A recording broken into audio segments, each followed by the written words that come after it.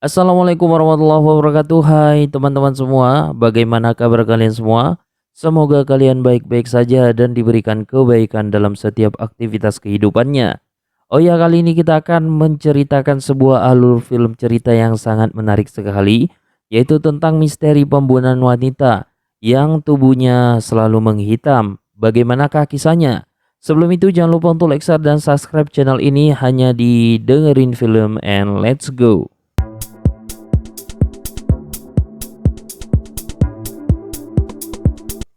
Cerita ini diawali ketika polisi mengikuti seorang wanita bernama Venila yang keluar dari apartemen. Personil bernama Seruti mendapatkan perintah untuk tidak luput mengamati Venila karena sebenarnya Venila adalah target pembunuhan selanjutnya. Sir. उनका button sebagai kamera on button. Okay, sir. Flashback ke beberapa malam yang lalu, wanita bernama Ramia diantar pulang oleh pacarnya setelah merayakan hari ulang tahun. Pacarnya yang bernama Kartik memberikan hadiah liontin emas sebagai kado spesial baginya.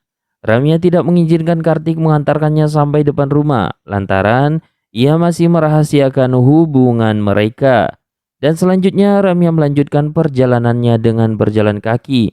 Setelah 50 meter jauhnya memasuki kawasan perumahan.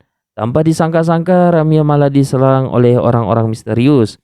Orang tersebut menyuntikkan dua cairan dan membuat sekujur tubuh Ramia menghitam dan langsung meninggal dunia. Sangat tragis sekali. Akhirnya tubuh Ramia dimasukkan ke dalam bagasi mobil. Namun si pelaku teringat jika ia telah menjatuhkan liontin milik Ramia di sekitaran rerumputan. Dan ketika hendak mengambilnya, pelaku yang ternyata adalah seorang pria malah diserang burung hantu. Petugas kebersihan kota Chennai menemukan jasad Ramia dibuang di tempat sampah. Dan tanpa menunggu lama, kasus tersebut langsung ditangani oleh kepolisian. Nah, orang tua serta kekasih korban dimintai keterangan. Apakah Ramia memiliki musuh yang dicurigai? Dan ketiganya menjawab tidak ada sama sekali. Ini cukup membingungkan bagi keanggotaan polisi. Di kota Delhi, wakil komisaris bernama Dhruv yang sangat terkejut mendapatkan kabar pembunuhan Ramia. Dan dari penampakan, sebagian kulit Dhruv yang juga berwarna hitam. Sepertinya Dhruv memiliki masa lalu yang berkaitan dengan kasus tersebut. Dhruv awalnya tidak diperbolehkan menangani kasus dari Ramia karena Chennai bukanlah wilayah mereka. Namun setelah berkonsultasi, komisaris akhirnya mengizinkan Dhruv menyelidiki kasus tersebut secara tidak resmi pula, dibantu oleh inspektur polisi yang tak lain adalah Seruti. Dhruv langsung melakukan penyelidikan. Berdasarkan investigasi awal, ia mengatakan jika pelaku sudah merincikan lokasi CCTV di areal pembunuhan, sehingga titik di mana Ramia terbunuh dan dibuang ke tempat sampah, keduanya tidak terekam sama sekali. Di media sosial Ramia, pelaku ternyata telah mengunggah foto Ramia dengan kondisi badan yang sudah menghitam pada pukul 2.30 dini hari. Di foto tersebut tertulis sebuah kalimat ulang tahun terburukku. ரம்யாவுக்கு பாய் ஃப்ரெண்ட் யாரா இருக்காங்களா? Dhruv menemui Kartik, yang dimana Kartik adalah seorang fotografer profesional. Di sanalah ia terlibat percakapan penting dengan sutradara film bernama Rajesh. Kartik mengatakan jika malam terjadinya pembunuhan, ia merayakan ulang tahunnya bersama teman-teman di sebuah kafe. Pukul 00.30 mereka pulang dan sampai di persimpangan rumah pada pukul 1.30. Foto Ramia kini di hari ulang tahunnya membuat sedikit janggal karena barang bukti yang ditemukan polisi tidak terdapat liontin emas pemberian Kartik. Dan melalui rekaman CCTV, Dhruv akhirnya menemukan sebuah petunjuk penting. 20 menit sebelum Ramia tiba di simpang perumahan, ada mobil Honda City bernama hitam memasuki area TKP. Namun jika dilihat dari platnya bisa dipastikan mobil tersebut terpasang plat palsu. Tak hanya itu saja, berdasarkan seri dan tipenya, kemungkinan mobil itu dicat dengan warna yang berbeda dari aslinya. Dan hal itu bisa saja dilakukan pelaku untuk mengecoh kepolisian. Are you sure? Is it AG? Number மட்டும் இல்ல, காரும் fake. Setelah Ramia masuki areal perumahan, terekam seorang pria berhoodie hitam berhenti karena kelelahan berlari. Pria tersebut diserang seekor burung hantu dan kemudian pergi. Nah, curiga jika pria berhoodie hitam itu adalah pelakunya, Dhruv pun kemudian menelusuri semua area lari yang digunakan si pria tersebut. Drup menemukan mobil Vivi yang kaca bagian belakang terdapat gambar liontin emas milik Ramia. Drup memanggil tim forensik dan mengumpulkan semua bukti yang ada di dalam mobil tersebut. Dan akhirnya muncullah sebuah data jika di sana terdapat sidik jari seorang pria bernama Arafin, berusia 23 tahun dan memiliki ayah bernama Murugafel Arab yang ternyata beramat di perumahan yang sama seperti Ramia.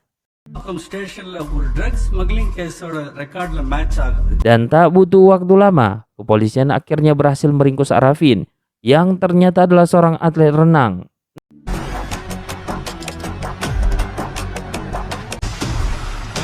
Enam jam sebelum dilakukan interogasi, Arafin sempat menolak makanan yang diberikan oleh Drup. Ia bersikeras agar dibawakan obat yang ada di dalam tasnya. Drup tidak mengizinkan memberikan obat tersebut, namun karena tindakannya, kejadian aneh terjadi kepada Arifin. Di papan interogasi, Arifin membuat sketsa wajah yang disebut sebagai Ramia. Dan setelah mencoretnya, pikiran Arifin langsung terbayangkan di mana Ramia pernah mengatakannya sebagai seorang pecundang. Setiap wajah Ramia muncul di benaknya, Arifin langsung meminum air putih.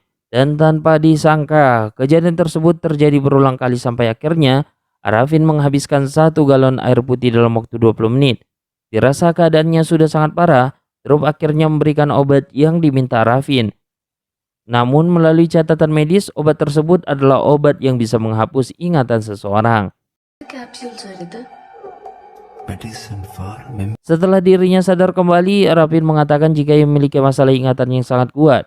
Ia mampu mengingat banyak kejadian walaupun baru pertama kali melihatnya. Untuk membuktikan perkataannya, Arifin menyebutkan beberapa kejadian aneh saat dirinya baru saja tiba di kantor cabang kriminal.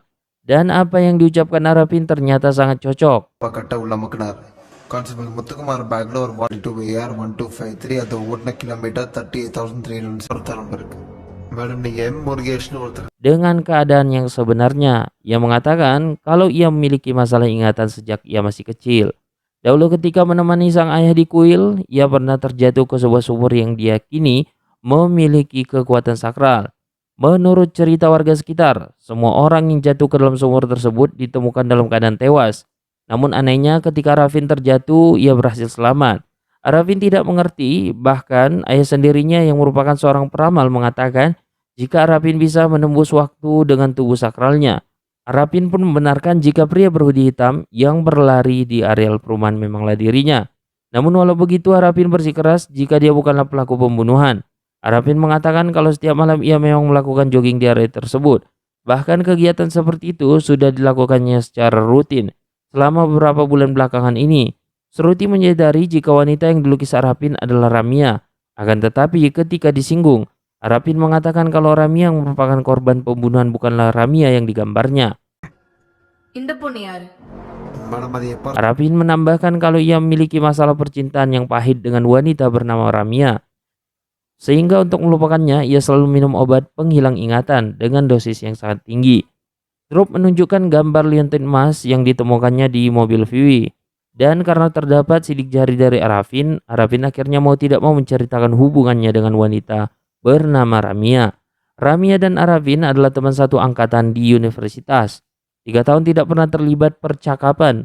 Arifin sangat terkejut mendengar permintaan Ramia yang menginginkannya menjadi seorang kekasih. Bukan tanpa alasan, Ramia mengungkapkan perasaan cintanya.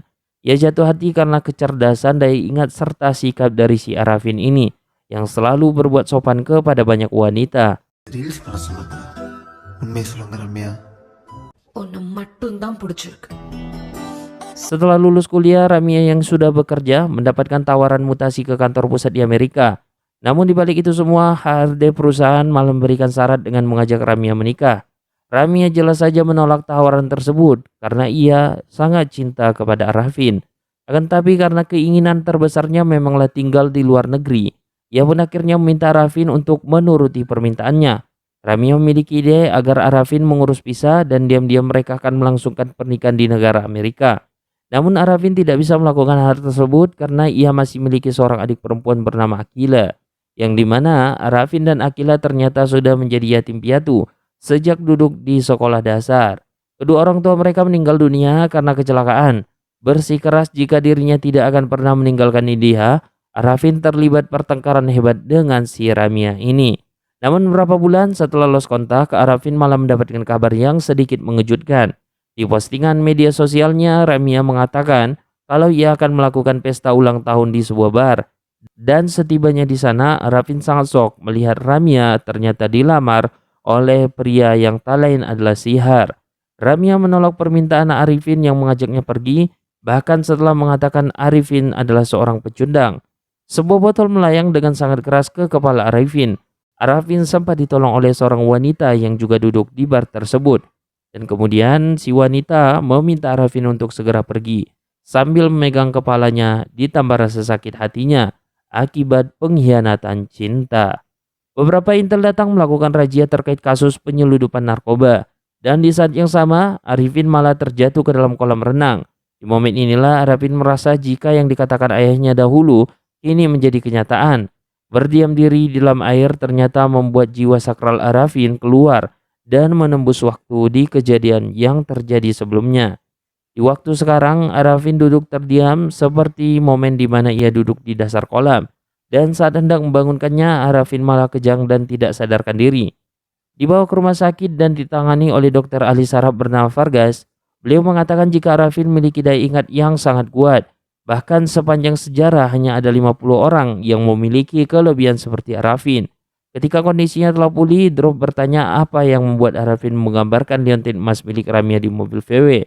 Dan siapa sangka Arifin malah tidak bisa mengingat kejadian di malam tersebut. Arifin menawarkan agar Drop mengantarkannya ke kolam renang, karena di sana ia bisa mengungkapkan jiwa sakralnya untuk mengetahui kejadian sebenarnya.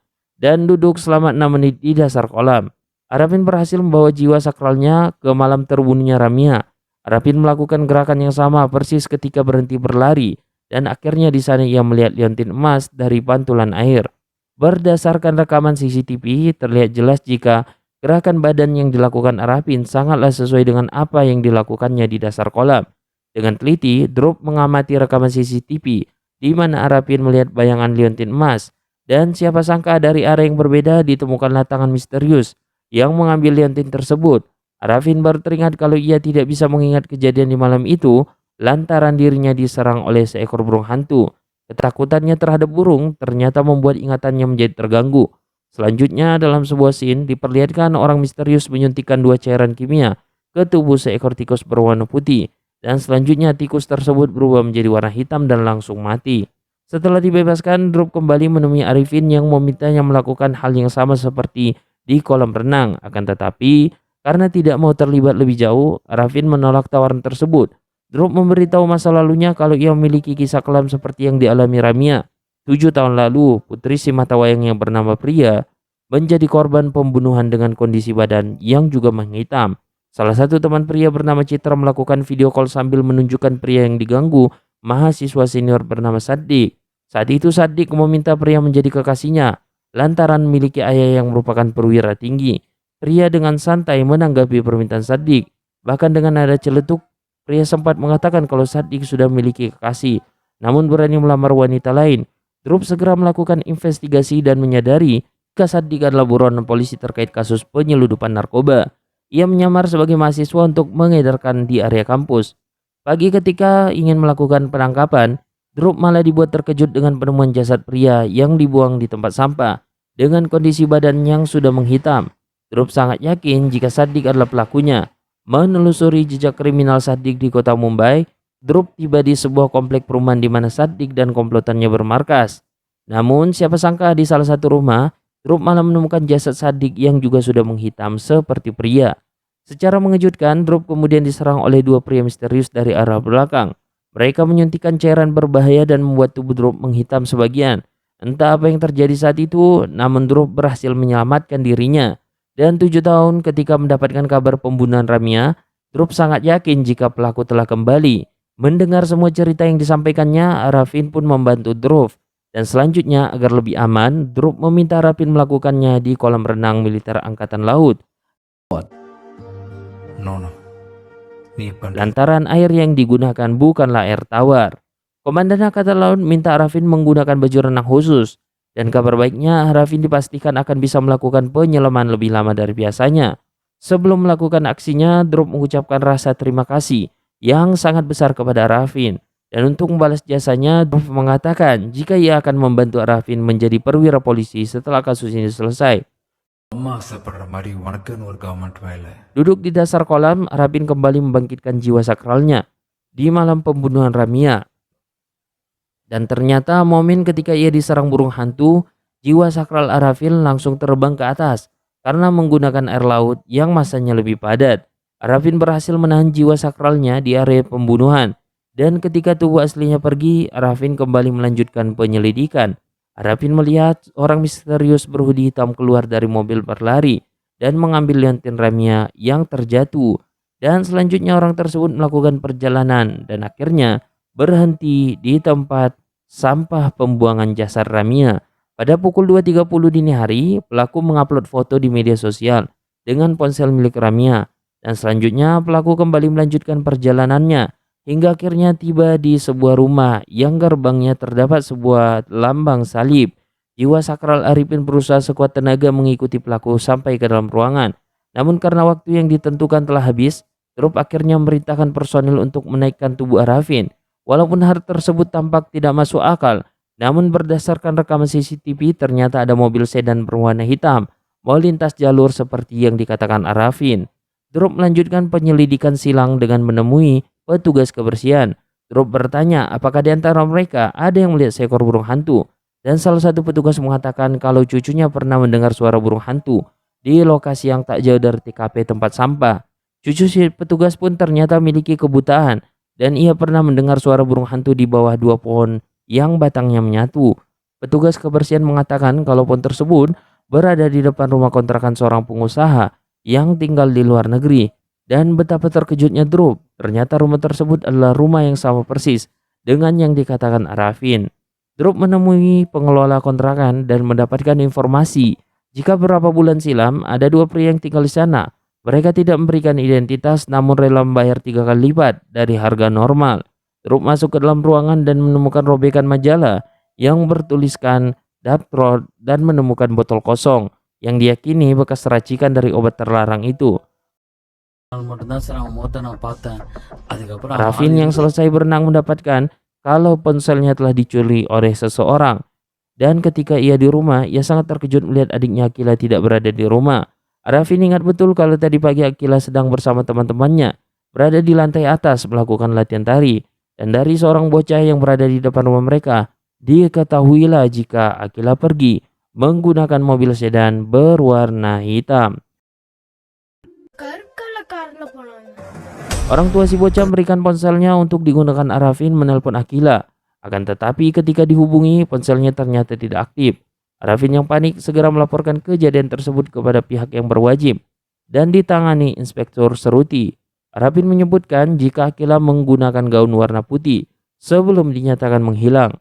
Di sisi lain yang berbeda, Akila ternyata berada di asrama salah satu temannya di pinggir kota. Dan karena di sana sinyalnya sangat buruk, Akila harus keluar asrama untuk bisa menelpon Arifin. Siapa sangka saat berjalan sendirian di luar sana, orang misterius langsung melakukan penyerangan, menyuntikkan 2 cairan berbahaya. Tubuh korban langsung menghitam dan tewas seketika. Keesokan pagi jasad korban yang menggunakan gaun berwarna putih ditemukan di tempat sampah dalam keadaan menghitam. Namun berbeda dari kasus sebelumnya, kali ini pelaku menyiramkan cairan asam untuk merusak wajah korban. Ciri-ciri yang sama persis dengan Akila membuat Seruti langsung melakukan panggilan kepada Arifin. Akan tetapi setibanya di sana, Arifin mengatakan jika korban pembunuhan bukanlah adiknya. Arifin melihat korban menggunakan sepatu hak tinggi. Sangat yakin jika yang dihadapannya saat ini bukanlah Akila, karena semasa hidupnya Akila tidak pernah menggunakan sepatu berhak tinggi. Kepolisian mendapatkan temuan baru jika pelaku ternyata sudah mengupload foto after and before wajah korban di media sosial. Dan ternyata korban pembunuhan kali ini adalah dokter bedah kosmetik bernama Salini. Pihak forensik mengatakan kalau pelaku memiliki ilmu yang cukup luas tentang dunia medis. Karena bagaimanapun obat yang digunakan dalam pembunuhan ini memiliki senyawa kimia yang cukup rumit. Menurut keterangan asisten pribadi, Dokter Salini belakangan ini sering terlibat kerjasama dengan sutradara film yang tak lain adalah Rajesh. Rajesh sering mengunjungi klinik dan melakukan konsultasi dengan beliau.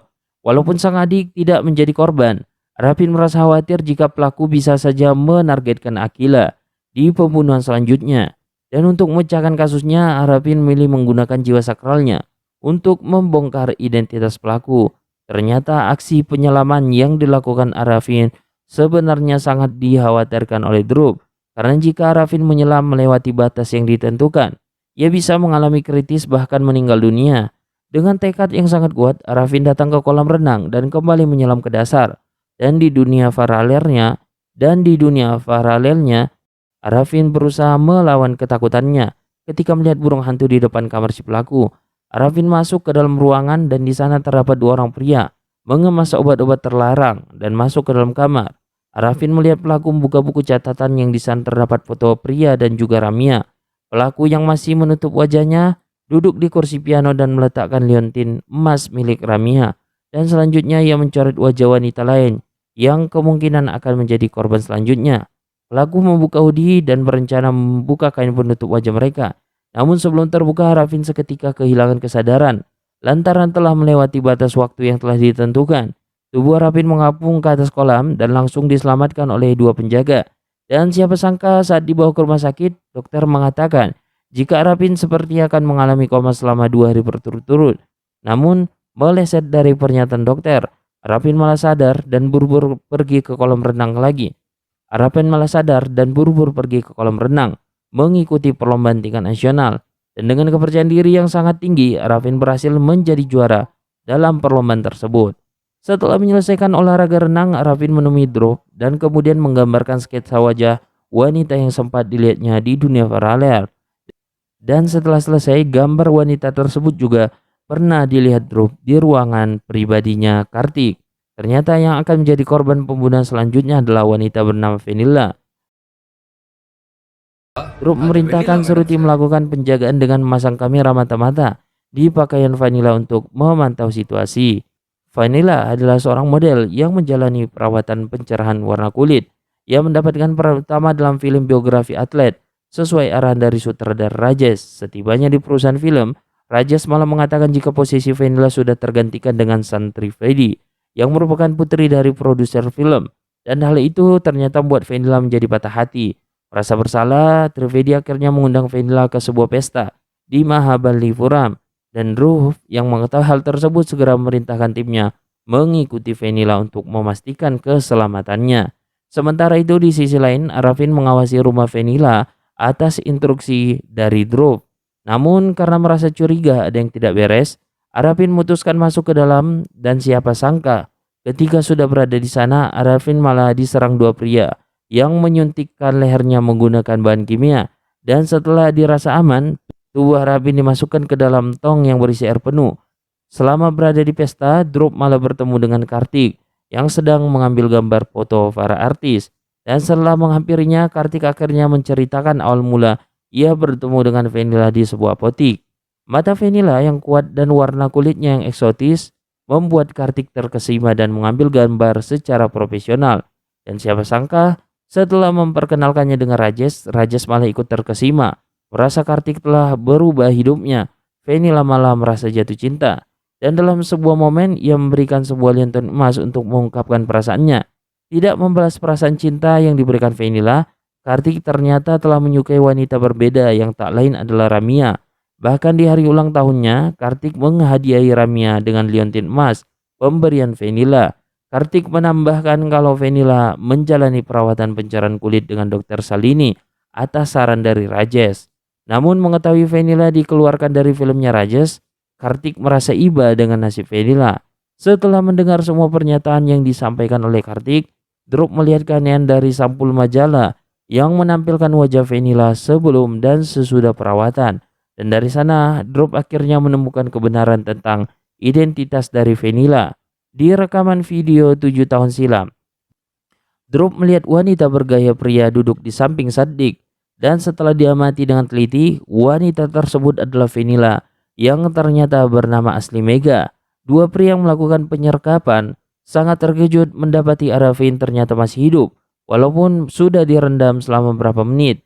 Dan dengan kemampuan bela diri yang dimilikinya, Arafin berhasil melumpuhkan keduanya. Arafin masuk ke dalam kamar dan menemukan barang-barang yang sama persis seperti yang dilihatnya di dunia paralel. Dan sadar jika semua benda adalah sama, Arafin mengerti kalau pelaku pembunuhan sebenarnya adalah Vanilla. Di momen ini, Drop akhirnya sadar jika Vanilla menargetkan Sana sebagai korban selanjutnya. Dan benar saja ketika akan beraksi, Drop langsung melepaskan timah panas yang membuat Vanilla tewas seketika. Vanilla yang bernama asli Mega ternyata melakukan pembunuhan kepada pria lantaran patah hati, disebabkan Sadik mengejek warna kulit gelapnya di hadapan pria dan dipenuhi dengan perasaan cemburu. Ia pun akhirnya menyusun rencana pembunuhan. Mega adalah wanita jenius dalam meracik bahan-bahan kimia yang menjadi senjata yang sangat mematikan baginya. Cairan yang dibuatnya mampu membuat kulit berwarna hitam dan menyebabkan meninggal dunia. Hari ini di mana dirinya dihina, Mega diam-diam mendatangi pria dan menyuntikkan cairan berbahaya. Dan setelah korbannya tidak bernyawa, Mega membuang jasad pria ke tempat sampah. Pasca melakukan pembunuhan kepada pria, Mega melanjutkan aksinya dengan membunuh Sadik. Ia mengatakan jika perasaan cintanya yang sudah dijaga selama 5 tahun hancur berkeping-keping dalam waktu 5 menit. Hari di mana Drop melakukan penggerebekan. Anak buah dari Mega tanpa sengaja menyuntikkan cairan berbahaya ke leher Drop. Dan karena merasa tidak memiliki dendam, Mega memberikan penawar sehingga Drop berhasil diselamatkan. Kemudian Mega pindah ke kota Chennai dan menjalani kehidupan berbeda dengan menjadi seorang apoteker. Namun perjumpaannya dengan Kardik membuat hidupnya berpindah profesi. Semakin tertarik dengan dunia modeling, Mega akhirnya mengganti namanya menjadi Vanilla atas saran dari Rajesh. Dan siapa sangka setelah menjalani dunia modeling, Mega akhirnya hancur setelah Rajesh menyingkirkannya dari dunia film. Malam di mana Arafin ditolak oleh Ramia, Mega ternyata berada di bar yang sama dan memberikan liontin emas kepada Kartik. Namun di beberapa malam selanjutnya, liontin tersebut malah diserahkan Kartik kepada wanita lain yang juga bernama Ramia. Mega akhirnya memutuskan melakukan aksi pembunuhan menggunakan mobil sedan yang dirubah plat serta warnanya. Melakukan aksinya dengan sangat brilian. Patah hati yang dialami Mega ternyata sampai situ saja. Setelah melakukan pembunuhan kepada Ramia, ia berencana melakukan pembunuhan kepada Dr. Salini. Bukan tanpa alasan, Mega melakukan pembunuhan tersebut karena tanpa permisi Salini menggunakan foto before after Mega di sampul iklan kliniknya. Mega sebenarnya tidak menyukai pergantian warna kulit yang disarankan oleh Rajesh. Namun karena dijanjikan pertama, Mega rela mengganti warna kulitnya walaupun mengalami alergi yang berkelanjutan. Salini menghina Mega lantaran memiliki kulit hitam yang sangat jauh untuk dimasukkan ke dalam dunia modeling. Dan pada akhirnya setelah melakukan pembunuhan kepada Dr. Salini, Mega menyiramkan cairan asam ke wajah Salini yang sudah berubah menjadi hitam. Dan selanjutnya Mega membuat foto before after di media sosial untuk membalas perbuatan dari Salini. Akhir dari penyelidikannya, Drop menemukan sebuah kalimat berharga di dinding apartemen Mega.